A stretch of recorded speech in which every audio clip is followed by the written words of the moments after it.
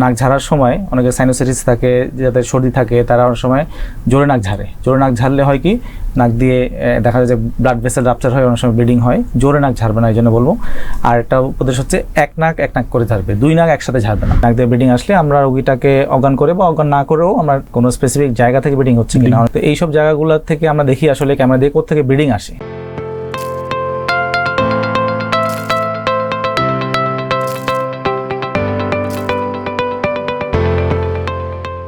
আসসালামু আলাইকুম সুপ্রিয় দর্শক শ্রোতা, সবাইকে স্বাগত জানাচ্ছি মিডিয়া ভয়েসের নিয়মিত আয়োজন স্বাস্থ্যকথনের আজকের পর্বে। নাক দিয়ে রক্ত পড়া খুব কমন একটি সমস্যা।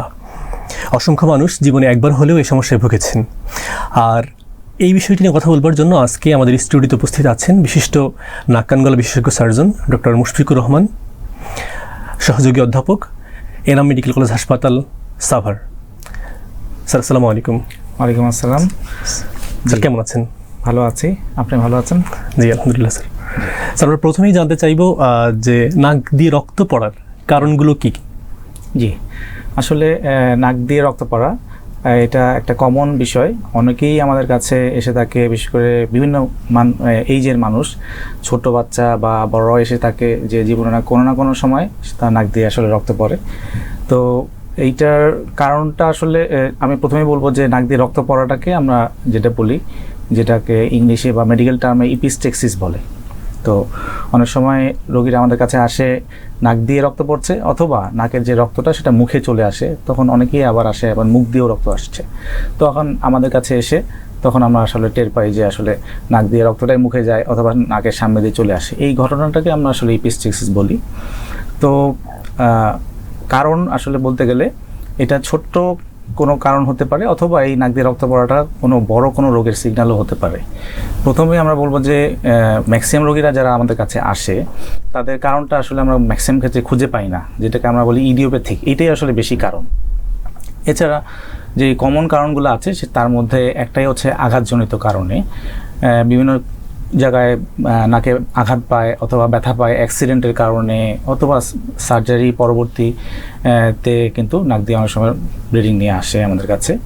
আরেকটি কারণ হচ্ছে ইনফেকশন। বিভিন্ন ধরনের নাকের যে স্ট্রাকচারগুলো আছে, এর মধ্যে আমাদের সাইনাস আছে, এই সাইনাস থেকে অনেক সময় ইনফেকশন হয়। নাকের চারপাশে অনেকগুলো সাইনাস আছে, যেমন maxillary sinus, frontal, ethmoid sinus আছে। এই সাইনাসগুলোতে ইনফেকশন হয়, যেটাকে আমরা সাইনোসাইটিস বলি কমনলি, সেটাই মানুষ জানে। সাইনোসাইটিস নিয়ে অনেকেই আমাদের কাছে আসে ব্লিডিং নিয়ে। এছাড়া রাইনাইটিস হতে পারে। বাচ্চাদের ক্ষেত্রে অনেক সময় নাকের পিছনের অংশে এক ধরনের মাংস থাকে, যেটাকে আমরা অ্যাডিনয়েড বলি। এই অ্যাডিনয়েড থেকে অনেক সময় ব্লিডিং নিয়ে আসতে পারে। তো এইগুলো কমন কারণ। এছাড়া আরেকটা কারণ হচ্ছে আমরা বলবো যে টিউমার হয় নাকে। অনেক ধরনের বিনাইন এবং ম্যালিগনেন্ট টিউমার হতে পারে। যেমন বিনাইন টিউমারের মধ্যে নাজোফ্যারিঞ্জিয়াল অ্যানজিওফাইব্রোমা হতে পারে। নাকের ভেতরে আমরা জানি যে নাকের ভেতরে রক্তনালী আছে, এই রক্তনালীর কিছু টিউমার হতে পারে, হিমানজিওমা হতে পারে। এইসব কারণে কিন্তু অনেক সময় আমাদের কাছে ব্লিডিং নিয়ে আসে রোগীরা। এছাড়া ক্যান্সারও হয়, অনেক সময় খুব রেয়ারলি ক্যান্সার হয়। এছাড়া যেমন স্কোয়ামাস সেল কার্সিনোমা অথবা বিভিন্ন ধরনের ক্যান্সার আছে, এইগুলো নিয়ে আমাদের কাছে কিন্তু তার মানে টিউমার একটা ফ্যাক্টর। আরেকটা কারণ হচ্ছে ব্লিডিং ডিসঅর্ডার। যাদের রক্তে অনেক সময় রক্তকণিকাগুলোর অ্যাবনর্মালিটির কারণে, ব্লিডিং ডিসঅর্ডারের কারণে অনেক সময় নাক দিয়ে ব্লিডিং নিয়ে রোগীরা কিন্তু ফ্রিকোয়েন্টলি আসছে আমাদের কাছে। এগুলো হচ্ছে কমন কারণ। এছাড়া অনেকের কিডনির সমস্যা থাকে, অনেকে লিভারের সমস্যা থাকে, এনজাইমের প্রবলেমের কারণে ব্লিডিং নিয়ে আসতে পারে, অনেকে কার্ডিওভাস্কুলার প্রবলেম থাকে। এই সব সমস্যা নিয়েও রোগীরা কিন্তু আমাদের কাছে আসে। তো অনেকগুলো কারণ আমরা আসলে ইভ্যালুয়েট করি, চেষ্টা করি যে কারণগুলো বের করার। তবে ম্যাক্সিমাম ক্ষেত্রেই দেখা যায় যে কোনো কারণ ছাড়াই আসে। যেমন একটা বাচ্চা অনেক সময় আমাদের কাছে চলে আসে ব্লিডিং নিয়ে, আসলে আমরা পরে খুঁজে পাই না আসলে ব্লিডিংয়ের ব্যাপারটা কি। তো এইটা আমরা ব্যাখ্যা করি যে অনেক সময় বাচ্চারা নোজ প্রিকিং করে, নাক খোঁটাখুচি করে। তো এইটা দেখা যায় যে কমনলি আসে। অনেক সময় দেখা যায় যে বাচ্চার মা বাবারা চলে আসে, নাক দিয়ে ব্লিডিং হচ্ছে এবং নাক দিয়ে দুর্গন্ধ হচ্ছে।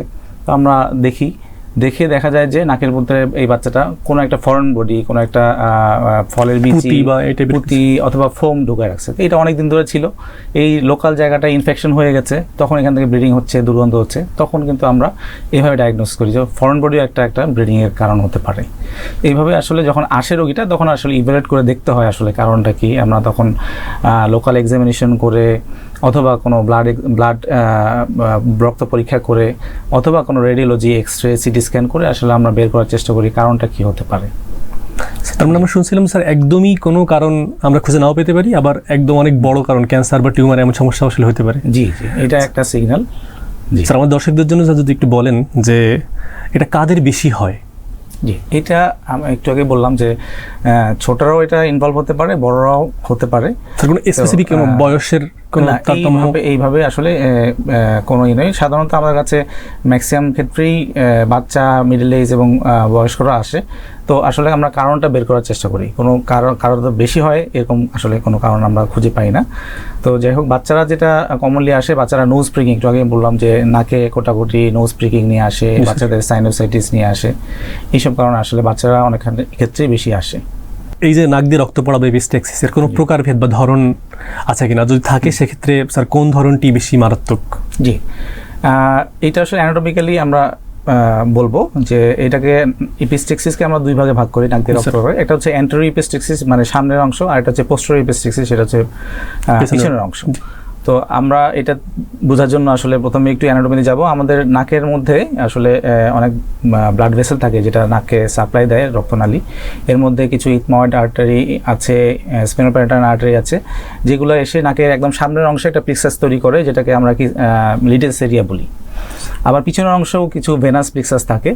তো সামনের অংশে থেকে যদি ব্লিডিং হয় তাহলে স্বাভাবিকভাবে এই ব্লিডিংটা নাক সামনের অংশ থেকে বের হয়, সেই কন্ডিশনটাকে আমরা বলি অ্যান্টেরিয়র ইপিস্টেক্সিস। আবার অনেক সময় দেখা যায় যে পিছনের অংশ থেকে বের হয়, তখন এই ঘটনাটাকে বলি আসলে পোস্টেরিয়র ইপিস্টেক্সিস। শুধু বের হবে না, তাহলে ভিতরের দিকে চলে যাবে। এই পোস্টেরিয়র ইপিস্টেক্সিসের যে ব্লিডিংটা সেটা আসলে মুখে চলে আসে, ম্যাক্সিমাম ক্ষেত্রে মুখে চলে আসে। এইটা সাধারণত হাইপারটেনশন, কার্ডিওভাস্কুলার কারণে এটা বেশি হয়। পেটেও যেতে পারে কিনা স্যার এই ব্লিডিং? যখন নাকের ব্লিডিং হয়, বেশি পরিমাণ ব্লিডিং হয়, এটা পেটেও যেতে পারে। যখন সে গিলে ফেলে তখন তো পেটে যাবে, অনেক সময় মুখ দিয়ে চলে আসে, আর ম্যাক্সিমাম ক্ষেত্রে নাকের সামনের অংশ থেকে আসে। জি, আমি যেটা বলবো, আপনি যেটা বলেছিলেন যে নাকের সামনের যে ইপিস্টেক্সিস সেটা হচ্ছে কমন, কিন্তু সবচেয়ে ডেঞ্জারাস হচ্ছে আপনার নাকের পোস্টেরিয়র ইপিস্টেক্সিসটা। সেখান কারণ ডেঞ্জারাস কারণ এখান থেকে খুব বেশি ব্লিডিং হয়, এই ব্লিডিংটা আবার কন্ট্রোল করা খুব মুশকিল হয়ে যায়, আর বোঝাও সম্ভবত দেরি হতে পারে একটু। সেটাই, এই জন্য ডেঞ্জারাস হচ্ছে পোস্টেরিয়র ইপিস্টেক্সিস। স্যার রোগীরা আসলে কখন নাক দিয়ে মানে রক্ত পড়ার সমস্যাটি গুরুত্ব দেবেন বা কখন হাসপাতালে আসতেই হবে? জি অবশ্যই, আমরা বলবো যে নাক দিয়ে রক্ত গেলে এটা অবহেলা করা যাবে না, যে সেটা কম রক্ত হোক এবং বেশি রক্তই হোক। নাক দিয়ে যখন রক্ত যায় তখন সাথে সাথেই ডাক্তারের শরণাপন্ন হওয়া উচিত, বিশেষ করে নাক কান গলা বিশেষজ্ঞর শরণাপন্ন হওয়া উচিত। আমরা তখন ইভ্যালুয়েট করি যে এটাতে কোনো কারণ আছে কিনা, সেই কারণটা খুঁজে বের করা জরুরি। যদি কোনো কারণে খুব বেশি পরিমাণ রক্ত যায় সাথে সাথেই আসলে হসপিটালাইজেশন হওয়া উচিত, এবং এমন কোনো হাসপাতালে হসপিটালাইজেশন হওয়া উচিত যেখানে এই নাক কান গলা বিশেষজ্ঞ আছেন এবং এটার ম্যানেজমেন্ট করতে পারে। কারণ দেখা যায় যে রোগীরা অনেক সময় এমন একটা হাসপাতালে যাবে যেখানে আসলে এই ম্যানেজমেন্ট নাই। তো আশেপাশে এই ধরনের ব্লিডিং হলে আশেপাশে একটা বড় হসপিটাল যেখানে এই ফ্যাসিলিটি আছে, যে নাক কান গলার বিশেষজ্ঞ আছেন এবং ওটি করার ব্যবস্থা আছে, সেই সব জায়গায় আসলে সাথে সাথেই অ্যাডমিট করা হওয়া উচিত যদি খুব বেশি পরিমাণে ব্লিডিং হয়। স্যার আমরা জানতে চাইবো যে যদি একজন পেশেন্ট বা একজন রোগী যদি বাসায় থাকেন এবং তার প্রচুর রক্ত পড়ছে নাক দিয়ে, এবং তার কাছে আসলে কি উপায় আছে যে সে নিজেকে ওই সময় খানিকটা, মানে এমন কোনো পদ্ধতি আছে কিনা? যে এটা একটা পদ্ধতি আছে, তবে বেশি রক্তর ক্ষেত্রে বলবো না। আমরা যখন বলবো যে আসলে যখন সামান্য ব্লিডিং শুরু হয় সেই সময়টার কথা বলবো। এটা কিছু কিছু ক্ষেত্রে বাসায় বসেই আমরা সমাধান করতে পারি। এটাকে আমরা বলবো যে নাক দিয়ে যদি ব্লিডিং হয়, আমরা যদি সামান্য ব্লিডিং হয় আমরা নাকে কিন্তু ভেসলিন দিতে পারি, অথবা অ্যান্টিবায়োটিক ওয়েনমেন্ট দিতে পারি, অথবা অ্যান্টিবায়োটিক ওয়েনমেন্ট নাকের মধ্যে দিতে পারি, অথবা কোল্ড কম্প্রেশন, ঠান্ডা যে বরফ বা ঠান্ডা কম্প্রেশন করলে অনেক সময় যে রক্তনালীগুলো আছে সেটা সংকুচিত হয়ে, যেটাকে আমরা বলি ভেসোকনস্ট্রিকশন হয়ে ব্লিডিংটা অনেক ক্ষেত্রে বন্ধ হতে পারে। নাকে ড্রপ ইউজ করতে পারি। একটা মেথড আছে যেটা আসলে আমাদের টেক্সট বইয়ে আমরা এবং অ্যাপ্লাইও করি, যেটাকে আমরা বলি ট্রটার্স মেথড। এই মেথডটা হচ্ছে আমরা যখন ব্লিডিং হয় রোগীটাকে একটু সামনের দিকে ঝুঁকে, বেসিনের সামনের দিকে ঝুঁকে, নাকের আমরা জানি যে একটা বনি স্ট্রাকচার, শক্ত স্ট্রাকচার আছে এবং তরুণাস্থি আছে, এই যে জয়েন্টটা শক্ত এবং নরম যে জয়েন্টটা, এই জয়েন্টে চাপ দিয়ে মাথার একটু নিচু করে সে যদি 5 মিনিট 5 মিনিট আমরা বলি যে 5 মিনিট এটাকে চাপ দিয়ে রাখতে হবে। এই মেথডটার নাম হচ্ছে ট্রটার্স মেথড। এইটাতে চাপ দিয়ে রাখলে হয় কি সামনের অংশে যে ব্লিডিংটা আছে সেটা চাপে অনেক সময় বন্ধ হয়ে যায়, ওই প্রেসারে ওটা বন্ধ হয়ে যাবে, প্রেসারে বন্ধ হয়ে যায়। এইটা অ্যাপ্লাই করতে পারে। আমরা বলবো যে ঘরে বসে যদি কেউ সামান্য ব্লিডিং বা হঠাৎ করে ব্লিডিং হচ্ছে সেক্ষেত্রে কিন্তু এই মেথডটা খুবই উপকারী। পরবর্তীতে অবশ্যই নাক কান গলা বিশেষজ্ঞের সাথে যোগাযোগ করতে হবে, তবে ঘরে বসে আপনারা এই মেথডটা অ্যাপ্লাই করতে পারেন। যদি মানে এখানে আমি যদি আরেকটা জিনিস জানতে চাই, সেটা হচ্ছে অসংখ্য মানুষ আছেন যাদের নিয়মিত এটা হয়, মানে বারবার এটা হচ্ছে। আমি একবার ডাক্তারের কাছে গেলাম, যাওয়ার পর উনি আমাকে কোনো একটা প্যাক দিল বা ওষুধ দিয়ে বললো ঠিক আছে আপনি আসেন আবার। তো আমি এভাবে যদি 3 বার 4 বার 5 বার হয়, তো একটা সময় গিয়ে হয়তো রোগী মানে বাসায় আসার মানে ডাক্তারের কাছে আসবার আগ্রহ হয়তো হারিয়ে ফেলতে পারেন। মানে জিনিসটা আসলে কী হবে, যারা রিকারেন্ট যারা মানে বারবার হয় এদের ক্ষেত্রে স্যার এটার মানে এটা ট্রাভেলসাম একটা জিনিস বা কষ্টকর রোগীদের জন্য, এটা স্যার কীভাবে সমাধান করা যেতে পারে? এটা বারবার রোগীদের কি পরামর্শ আমাদের আসলে বের করতে হবে, সবচেয়ে বড় কথা। কারণ বারবার হলে অবশ্যই কোনো না কোনো কারণ আছে, বিশেষ করে নাকের স্ট্রাকচারাল কোনো অ্যাবনর্মালিটি আছে কিনা আমরা আসলে বের করতে হয়। অনেক সময় নাকের যে মাঝখানে যে হাডিটা আছে যেটাকে আমরা নাজাল সেপ্টাম বলি, এই সেপ্টামটা অনেকের বাঁকা থাকে, অথবা অনেকখানে একটা অংশ খুব বেশি বাঁকা থাকে যেটাকে আমরা সেপ্টাল স্পার বলি। দেখা যায় যে এই বাঁকা অংশে অনেক সময় ফ্রিকশনের কারণে থেকে এই বাঁকা অংশ থেকে মানে কিছুদিন পর পরে ব্লিডিং হয়। সেক্ষেত্রে কিন্তু আমাদের এইটাকে স্পেসিফিক ট্রিটমেন্ট করতে হবে। আমরা যদি বুঝতে পারি যে না ওই জায়গাটা থেকে ব্লিডিং হচ্ছে, তাহলে কিন্তু আমাদের সার্জিক্যাল কারেকশনের প্রয়োজন আছে। সেক্ষেত্রে আমরা বলবো যে যথেষ্ট সার্জিক্যাল চিকিৎসা নিয়ে এই যে তার সমস্যা থেকে আসলে সে পরিত্রাণ পাওয়া উচিত। কারণ ব্লিডিংটা হতে পারে যদি কোনো কারণে খুব বেশি ব্লিডিং হয়, সেটা কিন্তু রক্তপাতের কারণে হাইপোভলিমিক শকও হতে পারে, যেটা বলি আমাদের শরীর থেকে যে রক্ত কমে যাওয়া। সেক্ষেত্রে কিন্তু যখন রক্ত প্রয়োজন ততক্ষণ না থাকলে সেটা কিন্তু অনেক সময় হাইপোভলিমিক শক হয়, পেশেন্ট কিন্তু অনেক ধরনের বড় ধরনের দুর্ঘটনার শিকার হতে পারে। এপিস্টেক্সিস বা নাক দিয়ে রক্ত পড়ার সমস্যা যদি একজন ডায়াগনোসিস করতে চাই বা আমরা রোগ নির্ণয় করতে চাই, তো আমাদের সাধারণত কি কি পরীক্ষা নিরীক্ষা করার প্রয়োজন হয়? এবং স্যার আরেকটা প্রশ্ন, সেটা হচ্ছে যে এই পরীক্ষাগুলো খুব বেশি কস্টলি কিনা বা? জি না, আমরা বলবো যে প্রথমে আমাদের কাছে যখন পেশেন্ট আছে আমরা সিম্পল কিছু পরীক্ষা করেই আসলে ডায়াগনোসিস করতে পারি। এর মধ্যে আমরা যখন আসে আমরা চেম্বারে একটা হেডলাইট থাকে, হেডলাইট দিয়ে আমরা নাকে অ্যান্টেরোরাইনোস্কোপি করে আসলে প্রথমে দেখতে পারি যে নাকে কোনো গ্রস কোনো সমস্যা আছে কিনা। এইটাই আমাদের দিয়ে অনেক ক্ষেত্রে ডায়াগনোসিস হয়ে যায়। এরপরে আমাদের কাছে কিছু অত্যাধুনিক টুল আছে, যেমন আমরা অনেক সময় ক্যামেরা দিয়ে বা এন্ডোস্কোপ দিয়ে আমরা পরীক্ষা করতে পারি, সেটা আরও আমাদের কাছে ক্লিয়ার হয়ে যায়। এন্ডোস্কোপি করে জুম করে যখন দেখবো নাকটা, তখন কিন্তু ছোটোখাটো যদি কোনো সমস্যা থাকে সেটাও আমাদের চোখে পড়ে। তারপরেও যদি কিছু না দেখা যায় তাহলে আমাদের কাছে কিছু রেডিওলজিক্যাল ইনভেস্টিগেশন আমরা করে থাকি। এটা হচ্ছে আমরা এক্সরে করে থাকি, এক্সরে পিএনএস ওএমভিউ করে থাকি, সাইনাসে এক্সরে এবং নাকের এক্সরে নাসোফ্যারিংস করে থাকি নাকের পিছনের অংশগুলো দেখানোর জন্য। এছাড়া তারপরেও যদি মনে হয় যে না এই ব্যাপারটা আমাদের কাছে আরও জটিল মনে হচ্ছে, তো সেক্ষেত্রে কিন্তু আমরা সিটি স্ক্যান পর্যন্ত করতে পারি, আমরা HRCT করতে পারি। এছাড়া রক্তের যদি কোনো সমস্যা থাকে কিনা, আমরা এই বলেছি যে লিভারের সমস্যা, কিডনির সমস্যা বা রক্ত ব্লিডিং ডিসঅর্ডার থাকতে পারে, সেক্ষেত্রে আমাদের স্পেসিফিক কিছু পরীক্ষা করতে হবে। রক্ত পরীক্ষা, ব্লিডিং ডিসঅর্ডার দেখার জন্য, লিভার ফাংশন দেখার জন্য, কিডনি ফাংশন দেখার জন্য, এবং কার্ডিওভাস্কুলার কোনো অ্যানোমালি আছে কিনা, কোনো অসুবিধা আছে না সেটা দেখার জন্য আমরা আসলে জেনারেলাইজ একটা পরীক্ষা করতে পারি। আমরা একটা স্টেপ বাই স্টেপ যাবো, যে আমরা সিম্পলি আগে লাইট দিয়ে দেখবো, তারপর সামনে আস্তে আস্তে আগানোর চেষ্টা। যদি আমরা বুঝে ফেলি আমরা সামনে আগাবো না, আর যদি না বুঝে ফেলি তখন আমরা আস্তে আস্তে সামনে আগাইতে পারি। আমাদের ডায়াগনোসিসটা করা খুব জরুরি। স্যার, নাক দিয়ে রক্ত পড়ার অনেকগুলো কারণের মধ্যে আপনি স্যার বলছিলেন যে ইডিওপ্যাথিক বা কারণ জানা যায় না এমন একটা ব্যাপার থাকবে। তো যদি আসলেই আমার এমন হয় যে আমি নাক দিয়ে রক্ত পড়ার কোনো কারণ আমি জানি না এবং আমার আসলে এটা বারবার হচ্ছে, তো সেক্ষেত্রে রোগী হিসেবে আমার কাজ কি? এটা আসলে আমরা বলবো যে নাকে কয়েকটা অ্যাডভাইস আমরা দিই। কমনলি যেসব কারণে হয়, যেমন নাকে হাত দিতে মানা করি। ম্যাক্সিমাম রোগীদের একটা অভ্যাস থাকে নাক নোজ প্রিকিং করা বা জোরে নাক ঝাড়া অথবা হার্ড ব্লোয়িং করা। হ্যাঁ, নাকে দেখা যায় যে তার নাক চুলকাচ্ছে, নাকে খুব জোরে সে ঘষা দিল, এই টাইপের যে অভ্যাসগুলো আছে। এবং অনেক সময় দেখা যায় যে আমরা জোরে হাঁচি দিলে দেখা যায় যে নাকে অনেক প্রেশার পড়ে, অনেক সময় ব্লাড ভেসেল রাপচার হয়, সেক্ষেত্রে ব্লিডিং হতে পারে। হাঁচি দেওয়ার সময় মুখ খোলা রেখে হাঁচি দেওয়া, যেন নাকে খুব বেশি প্রেশার না পড়ে। তো এই নিয়মগুলা এবং কমন নিয়মগুলা মানলে সাধারণত দেখা যায় যে ম্যাক্সিমাম ক্ষেত্রে নাক থেকে যে কমন ইডিওপ্যাথিক ব্লিডিং হয় সেটা আসলে কমে আসে। সেই অ্যাডভাইসগুলো আমরা আসলে দিয়ে থাকি যে আপনারা তাহলে এই সব কাজগুলো থেকে বিরত থাকবেন। স্যার একটুখানি যদি জানতে চাই যে স্যার জি।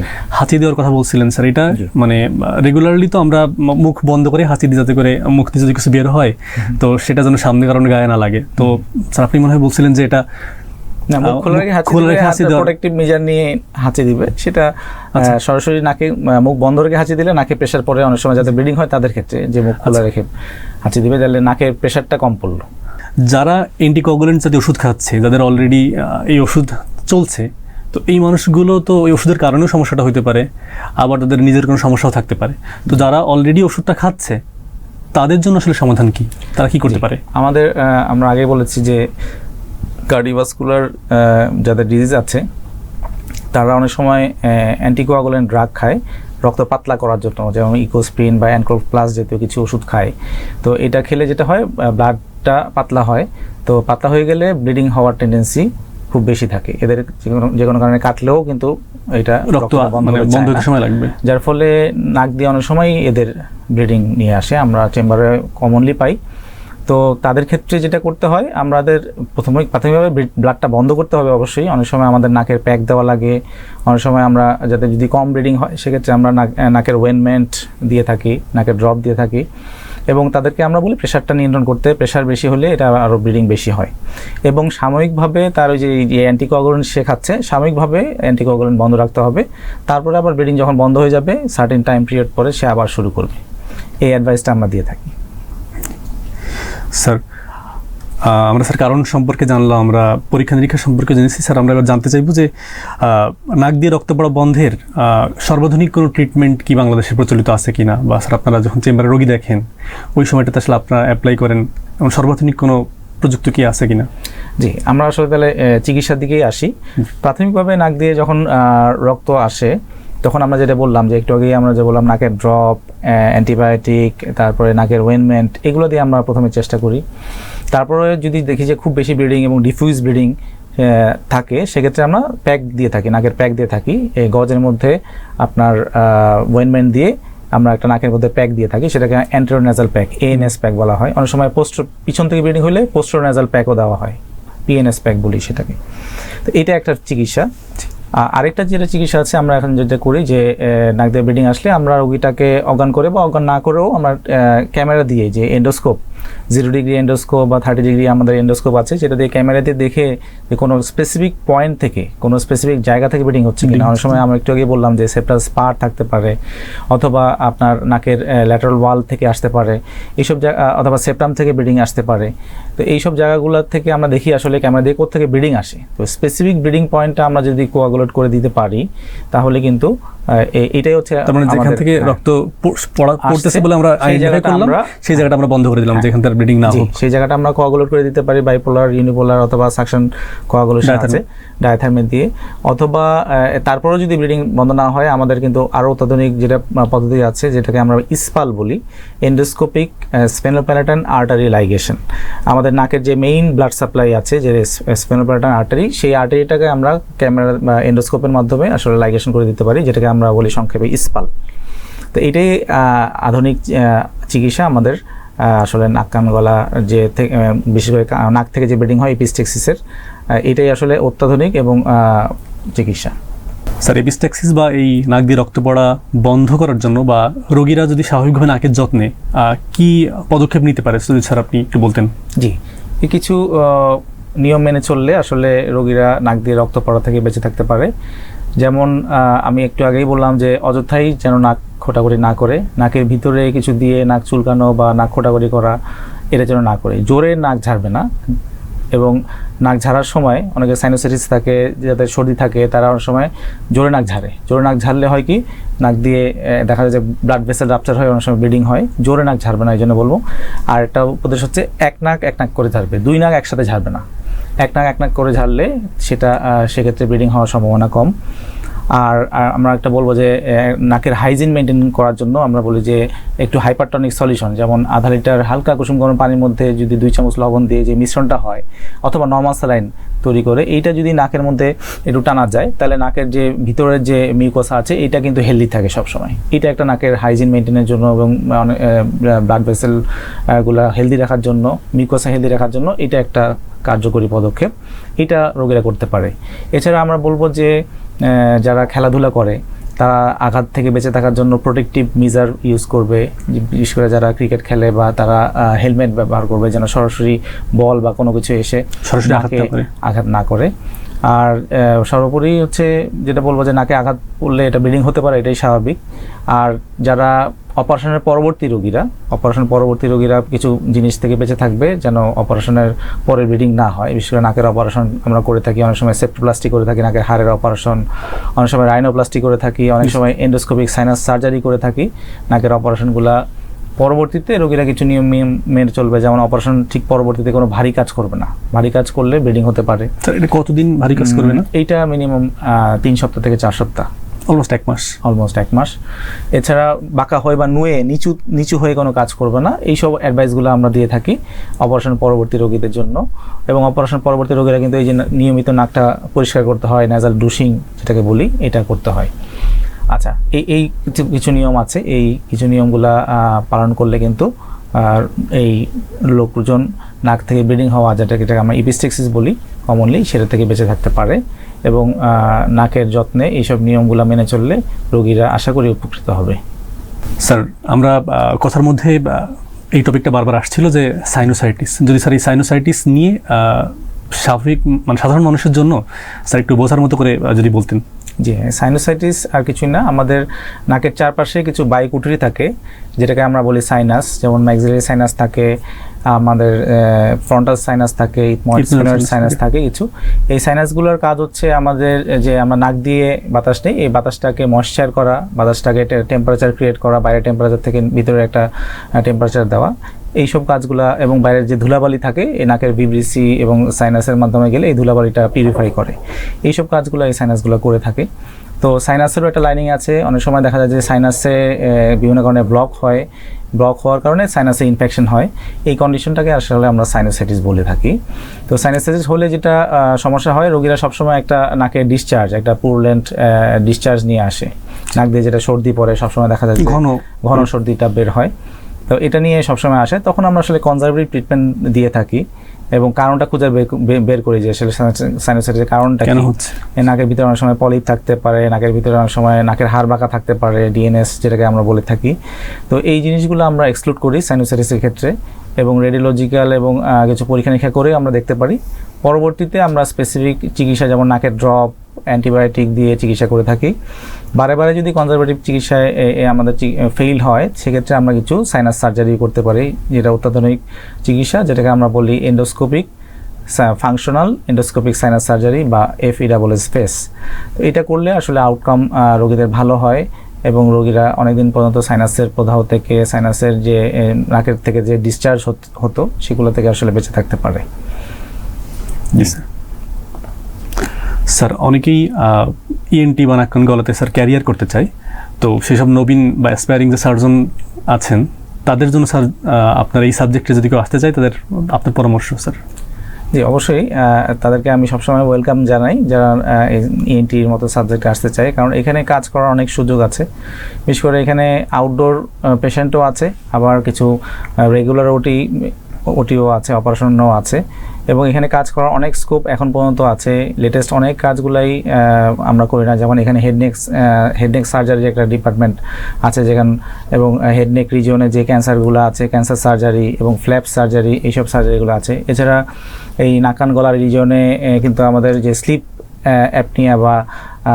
অ্যাপনিয়া যে সেক্টরটা আছে এটা নিয়ে কাজ করার অনেক কিছু আছে। নাকের ক্ষেত্রে আমি বলবো যে এন্ডোস্কোপিক সাইনাস সার্জারি নিয়েও কাজ করা আছে, অ্যাডভান্স কেসগুলো নিয়ে কাজ করা আছে। এছাড়া রাইনোপ্লাস্টি নিয়েও এখনও বাংলাদেশে অনেকেই এটা নিয়ে এখনও কাজ করছে না, এটাতেও আসলে কাজ করার অনেক সুযোগ আছে।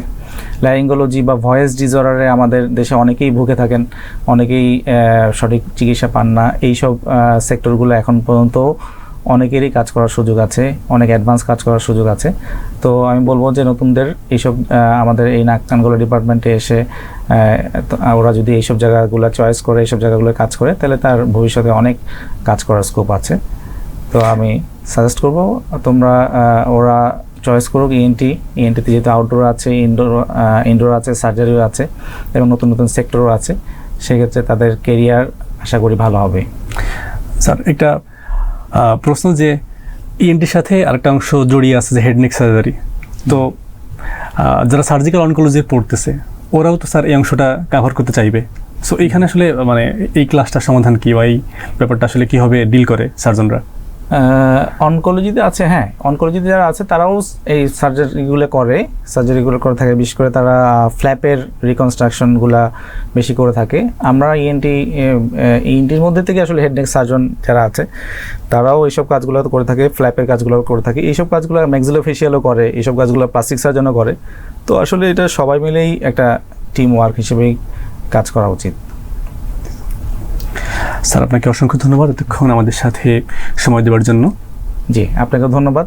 সেই সাথে ধন্যবাদ জানাই মেডিভয়েসকে যে আজকে এই সুন্দর প্রোগ্রামে আমাকে আমন্ত্রণ জানানোর জন্য, এবং সেই সাথে দর্শকদেরও অভিনন্দন জানাই যারা অনেকক্ষণ ধৈর্য ধরে আমাদের সাথে আছেন। তো ধন্যবাদ সবাইকে। সম্মানিত দর্শক, আশা করছি আপনারা আমাদের অনুষ্ঠানটি উপভোগ করেছেন। আমাদের সঙ্গে এতখানি সময় থাকবার জন্য ধন্যবাদ। ভালো থাকবেন, সুস্থ থাকবেন। আসসালামু আলাইকুম রহমতুল্লাহ।